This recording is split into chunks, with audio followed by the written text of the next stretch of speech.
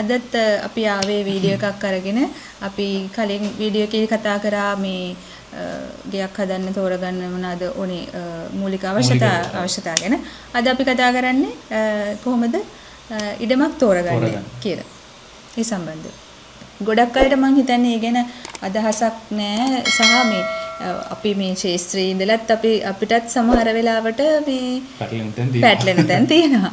ඒක නිසා මේ ඇත්තටම අපි මේවා ගැන කතා කරන්න හිතුව හැමෝටම දැනුමක් දෙන්න සහ ලබා ගන්න. එතකොට අපි ඉඩමක් තෝරගද්දී සැලකිලිමත් වෙන්න ඕනේ ප්‍රධානම දේ ඉඩමේ ප්‍රමාණය නේ? ඔව් මොකද දැන් ප්ලොට් සයිස් කියන්නේ. ඔව් එක ඒ කියන්නේ දැන් මෙතන දෙකක් තියෙනවා ප්‍රාදේශීය සභාවයි නගර සභාවයි කියලා දෙකක් තියෙනවා. එතකොට සාමාන්‍යයෙන් මේ දෙකට තමයි අපේ මේ ලංකාවේ ඉඩම් අයිති වෙන්නේ. එතකොට අපි ඉස්සෙල්ලම් බලන්න ඕන අපි තෝරගන්නේ නගර මේ සභාවට අයිති ඉඩමක්ද ප්‍රාදේශීය සභාවට අයිති ඉඩමක්ද? සාමාන්‍ය නගර සීමාවේ කියලා සීමාවක් තියෙනවා. ඒ සීමාවට අයිති වෙන ඒවා නගර සභාවේ. එතනින් එහාට ඈතට තියෙන ඒවා ප්‍රාදේශීය සභාවට තමයි අයිති වෙන්නේ. එතකොට ඒ ප්‍රාදේශීය සභාවලත් එක ප්‍රාදේශීය සභාවල් වල පොඩි වෙනස්කම් තියෙනවා නීතිවල. ඔව්. නගර සභාවලත් එහෙමම තමයි. හැම නගර සභාවකම හැම ප්‍රාදේශීය සභාවකම එකම නීතිය කියලා එකක් නැහැ. සාමාන්‍යයෙන් අපි මෙතනදී කතා කරන්නේ සාමාන්‍යයෙන්. ඒ කියන්නේ ඇවරේජ් එකක් ගත්තාම මෙන්න මේ වගේ ඒවා තමයි තියෙන්නේ. ඔව් හැබැයි එකක් කියන්න ඕනේ මේ ඒ නගර සභාවට පොඩි නීති රීති ටිකක් තමයි වෙනස් වෙන්නේ නේද? ඔය දැන් අපි උදාහරණයක් ගත්තොත් කොළඹ තියෙන එක නෙමෙයි නුවර තියෙන. ඒ දෙක නම් සම්පූර්ණයෙන් වෙනස්. මොකද නුවර පැතිවල කඳු වැඩි නායම් ඒ සම්බන්ධ ඒවා වැඩි නිසා අර ඒ වගේ පැතිවල නම් පොඩි ටිකක් වෙනස් වෙන්න පුළුවන්. නැත්නම් අපි නිකන් ගාලා ඉන් ජෙනරල් ගත්තොත් හැම තැනකම තියෙන්නේ ගොඩාක් සමානව යන ඒවා. අදාළව ඒගොල්ලෝ හදාගෙන තියෙනවා පොඩි වෙනස්කම් එක්ක නීති රීති ටිකක් හදාගෙන තියෙනවා. ඉතින් අපි බලමු මේ එතකොට අපි කතා කරේ ඉඩමේ ප්‍රමාණය ගැන. දැන් ওই ප්‍රමාණය ගැන කතා කරද්දී ප්‍රාදේශීය සභාවට අයිති ඉඩමක අවම තියෙන්න ඕන පර්චේස් 10ක්. පර්චේස් 10ක් තියෙන්න ඕනේ සාමාන්‍ය මේ මට්ටමේදී. එතකොට නගර සභාවේදී පර්චේස් 7මාරක් නෙවෙයි. පර්චේස් 7මාරක්. ඔව් ඒ වගේ ප්‍රමාණයක් තියෙන්න ඕනේ. ඒ අවම ප්‍රමාණය. පර්චේස් 10ක් කියලා 10 ඒවම හොයන්න අවශ්‍ය නැහැ. 12ක් 13ක් තිබ්බට කිසිම ප්‍රශ්නයක් නැහැ. එතකොට මේ 7මාරක් ගියොත් එහෙමම තමයි. ඊට වැඩි වුණා කියලා කිසිම ප්‍රශ්නයක් නැහැ. හැබැයි ඊට අඩු නම් එතන ප්‍රශ්නයක් තියෙනවා. නීතිමය ගැටලුවක් තියෙනවා. එතකොට ඔයාලගේ කන්ස්ට්‍රක්ෂන් එක නැත්නම් හදන ගෙදර මේ අනවසර ඉදිකිරීමක් වෙන්න බලපාන්න මේ හේතුවක් වෙන්න පුළුවන් නේද? අනවසර ඉදිකිරීමක් කියන්නේ තේ අප්‍රූවල්ස් වල දැන් අප්‍රූවල්ස් ගන්න බෑ කියලා කියන්නේ ඒක අවසරයක් නෑ. එතකොට ඒක එහෙම මේ අනවසර කියන ගණන එනවා. මේ කොළඹ නගර සීමාවේ ඒක වෙනස් වෙනවා. ඒක වෙනස් වෙනවනේ. පර්චේස් 6ටත් දෙනවා. සමහර ඒවා තියෙනවා. හැබැයි ඒකේ නීතිමය පැත්ත ටිකක් හොයන්න ඕනේ. මොකද සමහර පර්චේස් 6ට අප්‍රූවල්ස් නැති තැන් තියෙනවා. දැන් අපි ඉඩමක් විකුණන්න තියනවා කියලා මේ ඇඩ්වර්ටයිස්මන්ට් එකක් හරි මොකක් හරි දැක්කහම ඒ ඉඩමේ ප්ලොට් නම්බර් එක කියලා එකක් තියෙනවා. ඒ කියන්නේ කොටසේ නම්බර් එකක් අංකයක් තියෙනවා. ඒක අරගෙන ගිහිල්ලා ඔයාලට මේ නාගරික මේ නගර සභාවෙන් හරි නැත්නම් ප්‍රාදේශීය සභාවෙන් හරි ඒක චෙක් කරගන්න පුළුවන්. එයාලගේ බල ප්‍රදේශයේ තියෙන මේ අංකයේ තියෙන ඉඩම මේ කොහොමද මේ ඒකට අදාළ නීති රීති මොනවද? එහෙම කියලා ඔයාලට දැනගන්න පුළුවන්.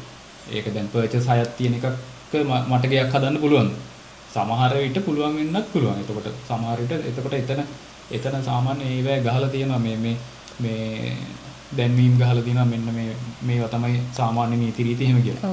මොනවා හරි ප්‍රශ්නයක් තියෙනවා ඔයාලා ඉඩම අරගන්න කලින් ඒක අනිවාර්යෙන් ඒගොල්ලෝගෙන් ගිහිල්ලා අහන්න නැත්තම් ඉඩම අරගෙන අහනවට වඩා ගන්න ඉස්සෙල්ලා ඒවා ක්ලියර් කරගන්න එක හොඳයි. හොඳයි. ඔව්. ඊළඟට අපි කතා කරන්න ඕනේ ඉඩමේ හැඩය. ඉඩමේ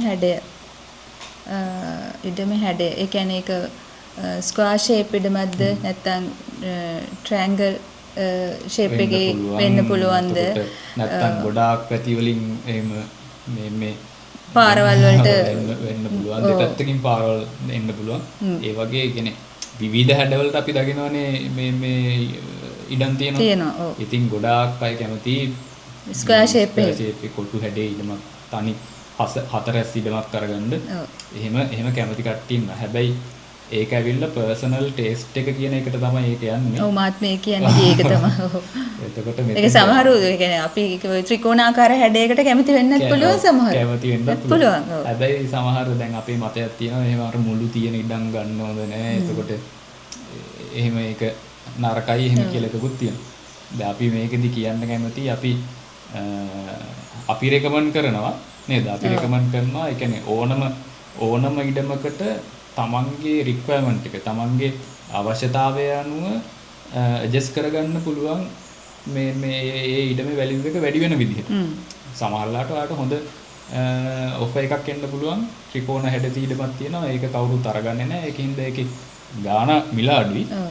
එතකොට ඔයාට එතෙන්ට ඒක ඔයා කල්පනා කරලා ඔයා ස්මාර්ට් නම් ඔයාට පුළුවන් එතෙන්ට හරියන ප්ලෑන් එකක් මේ ඩිසයින් කරගත් ගන්න පුළුවන් නම් එතකොට එතන ඔයාට කොස්ට් එකේ සේවින් එකක් තියෙනවා. ඔව් දැන් මට පෞද්ගලික අත්දැකීමක් තියෙනවා මේ ඇත්තට මේ ඉඩම මේ කියන්නේ ප්‍රධාන ගෙදර කියන්නේ මහා ගෙදර කියන්නේ මහා ගෙදර තියෙන ඉඩමේ මිදුල කියන ඒරියා එකේ තියෙන මේ පොඩි ඔය වගේ ත්‍රිකෝණාකාර. හැබැයි ඒකේ අයිතිකාරයා මේ ඩිසයිනර් කෙනෙක්. එතකොට එයා හරිම ලස්සන ගයක් එතන හදලා තියෙනවා. ඒකේ ත්‍රිකෝණ හැඩයක්ද කියලා පේන්නේ නැහැ. ඇත්තටම බලන එක්කනට නෝට් වෙන්නේ නැති වෙන්නේ. ඒ කියන්නේ ඒක ඇවිල්ලා ඩිසයිනර්ගේ හැකියාව. ඩිසයිනර්ගේ සහ ඒ ඉඩමේ IT එක්කනාගේ choice එකේ ඒ thinking ඔක්කොමත් එක්ක තමයි ඒක එන්නේ. ඉතින් මේක ඇවිල්ලා තමන්ගේ මේ හැකියාව අර සමාජය මේ කියන දේවල්ම අහන්නේ නැතුව තමන්ගේ choice එකකට තැනක් දෙන්න ඕනේ. අනිවාර්යයෙන්. තමයි මේක මේ සාර්ථක කරගන්න පුළුවන්. පුළුවන්. ආයෙමත් යන්නේ අර personal choice කියන තැන. choice එකට තමයි යන්නේ. ඊළඟට තව ඉඩමක් තෝරගන්නකොට අපි හිතන්න ඕනේ දෙයක් තමයි අර අපි ඒක අතර ඉස්සෙල්ලා කතා කරපු වගේ දෙයක් තමයි මේ අපේ neighborhood එක නේ. අපේ කියන්නේ අපේ යවට පරිසරය කවුද ඉන්නේ? ඒක අර residential area එකක්ද කියන එක ඒ වගේ දෙයක් තමයි එතන දැන් අපි ඉස්සෙල්ලා කිව්වේ neighborsලා ගැන විතරයි. දැන් ඔතන තව එකක් තියෙනවා. දැන් සමහරලාට වැඩ පොළවල් තියෙන්න පුළුවන්. අපි ගන්න හිතන් ඉන්න ඉඩම ආසන්නේ වැඩ පොළවල් තියෙනවා. එතකොට ඒවායේ ශබ්ද තියෙනවා. එතකොට ඒ කියන්නේ කරන්ට් එක සමහරලාට ඔය මම කියන්නේ අතවර high tension lines යනවා. lines යනවා. ඒ වගේ ඒ කියන්නේ අපි හිතන්නේ නැති ප්‍රශ්න. ඒ කියන්නේ මුලදීම අපිට දැක්කහම අපිට ආසයි දෙන්න පුළුවන් මේ තැන හරියම ෂෝක් ඉඩම දැක්ක ගමන් ආස හිතෙන්න පුළුවන්. හැබැයි අනිවාර්යයෙන්ම ආවට පරිසරයේ වටපිටාව ගැන හරියට හිතන්න ඕනේ මේ හැම දේ ගැනම මේ හොඳට ස්ටඩි කරන්න ඕනේ. ඒ කියන්නේ අපි සමහරවිට බලන්නේ එක පාටම ගෙදර විතරයි. දැන් මම පෞද්ගලික අත්දැකීමක් කියනනම් හරියම ලස්සන ඉඩමක් මේ මම ඉඩමක් තෝරගන්න ගිය වෙලාවක මට හම්බුණා.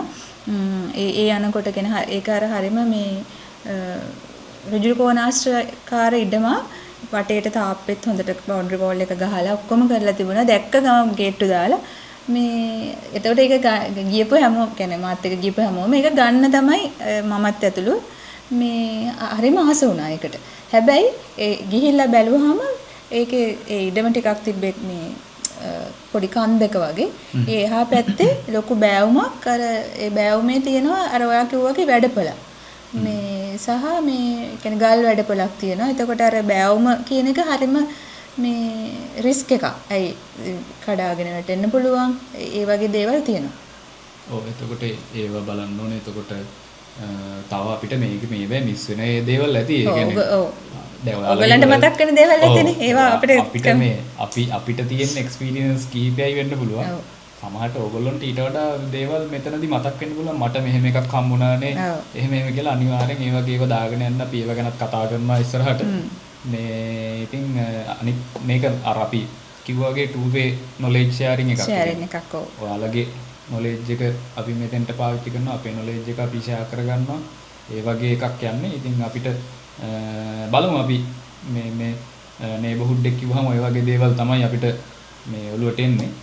ඉතින් ඊට පස්සේ අපිට ඇත්තටම ආයෙ බලන්න ඕන එකක් තමයි වතුර වල බැස්ම කොහොමද? ඔව් ඒක ඉඩමේ හැඩය හා එක්කම යන පොයින්ට් එකක් කියලා මට හිතෙනවා. මොකද මේ දැන් අපි ඉඩමේ හැඩය කියවුවාම හරි ඒක ස්ක්වයර් ෂේප් එකක් වුණත් ඒක බෑවුම් සහිත ඉඩමක් නා. දැන් බෑවුම් එකේදී සමහර විට මෙහෙම එකක් තියෙනවා. දැන් බෑවුම් සහිත තැනක වුණත් බෑවුමේ උඩ කන්ද උඩ වගේ තියෙන ගයක් නම් ලොකු ප්‍රශ්නයක් නැහැ. ඔව්. එතකොට එතනින් පල්ලෙහාට තියෙන ගෙවල් වලට තමයි මේ අර ප්‍රශ්නේ අවදානම් ගතිය වැඩි. ඔව්. නෑ අපි ගෙදර හදන්න තෝරගන්න ඉඩම ඒ බෑවුමේ පිහිට ඉඩමක් න ะ. ඔව්. එතකොට ඒ කියන්නේ අපි කන්ද උඩත් නෙමෙයි අර බෑවුමේ තියෙන ඒ කියන්නේ එහා පැත්තේ ඔව්. එතකොට අපිට එතන ඒ කියන්නේ ඇත්තටම අපිට තියෙන්නේ මේ කොස්ට් එක සම්බන්ධ ප්‍රශ්න ටිකක් තමයි එතන තියෙන්නේ. කොස්ට් එක හා සම්බන්ධ සහ ඇයි වතුර ගලා යන එකත් ප්‍රශ්නයක් වෙන. මොකද උඩින් එන වතුර ප්‍රමාණය යන්නේ ඒ ඉඩම හරහා නම් ඒවට සොලියුෂන්ස් හිතන්න ඕන. මොකද පස්සේ කාලෙක වතුර මේ උනන්න පුළුවන් මේ ගෙදර ඇතුළට. ඔව්. ඒ කියන්නේ එක්ක උස් කරලා හදන්න ඕන ටිකක්. ඒ වගේ දේවල් තියෙනවා. ඒ කියන්නේ ප්‍රශ්න ටිකක් තියෙනවා. එතකොට ඒ වගේ අපි මේ කියන්නේ ඒ වගේ ඒවා ගන්න එපා කියලා නෙමෙයි. නෙමෙයි. ඔව්. ඒ වගේ ලස්සන ගෙවල් හදන්න පුළුවන්. ඒවට සොලියුෂන්ස් තියෙනවා නේද? ඔව්. ඒවා සොලියුෂන්ස් තියෙනවා. හැබැයි සමහර ඒවා කොස්ට් එක වැඩි. කොස්ට් එක වැඩි. ඔව්. සමහර ඒවාට මහන්සි වෙන්න ඕන. සමහරවිට එහෙම සොලියුෂන් දුන්නත් ඉස්සරහදී වෙන්න පුළුවන් ප්‍රශ්නත් එන්න පුළුවන්. හැබැයි ඉතින් මේවර්ස්ලාගේ ප්‍රශ්න එන්න පුළුවන් ඔය අතරේදී. හැබැයි ඒවා අවම කරගෙන කරන්න ක්‍රම සහ විදි තියෙනවා. ඔව්. ඉතින් ඒව සම්බන්ධව අපිට ඔයගොල්ලන්ව දැනුවත් කරන්න සහ ප්‍රශ්න තිබ්බොත් අපිට උදව් කරන්නත් පුළුවන්. අපිට උදව් කරන්න පුළුවන්. අපේ මේ වෙනම තියෙනවා කන්සල්ටින් සර්විසස්. ඔව්. අපි ඒක ගැන කන්ස්ට්‍රක්ෂන් මැනේජ්මන්ට් සර්විසස් ප්‍රශ්න තියෙන කට්ටිය ඉන්නවා නම් අපි මේ මැනේජ්මන්ට් සම්බන්ධ ප්‍රශ්න ටික අපි निराකරණය කරලා දෙන්න මේ කරනවා. ඉතින් අපිත් එක වැඩ කරනවා ගොඩක්ම ප්‍රොෆෙෂනල්ස්ලා වැඩ කරනවා ඉංජිනේර්ස්ලා ආකිටෙක්ට්ලා එතකොට සර්වර්ස්ලා එතකොට ඒ වගේ QSලා. ඉතින් අපි බලමු ඉස්සරහට කොහොමද මේක මේ වැඩේ වෙන්නේ කියලා. හරි එහෙනම් අපි මේ වීඩියෝ එකත් මෙතනින් ඉවර කරමු. අපි ගොඩක් දේවල් කතා කරා. ඔයගොල්ලන්ගේ ප්‍රශ්න මොන හරි තියෙනවා නම් අදහස් තියෙනවා නම් අපිට කමෙන්ට් කරන්න. අපිට WhatsApp හරි මාර්ගෙන් හරි නැත්නම් කමෙන්ට් එකක් විදිහට හරි කැමති විදියකට අපිට අපිව සම්බන්ධ කරගන්න පුළුවන්. හරි එහෙනම් අපි ඊළඟ වීඩියෝ එකකින් හම්බෙමු. අපි ඊළඟ වීඩියෝ එක කතා කරන්නේ ප්ලෑන් එකක් කොහොමද කරගන්නේ කියලා. හරි දැනට අපි ගිහින් එන්න.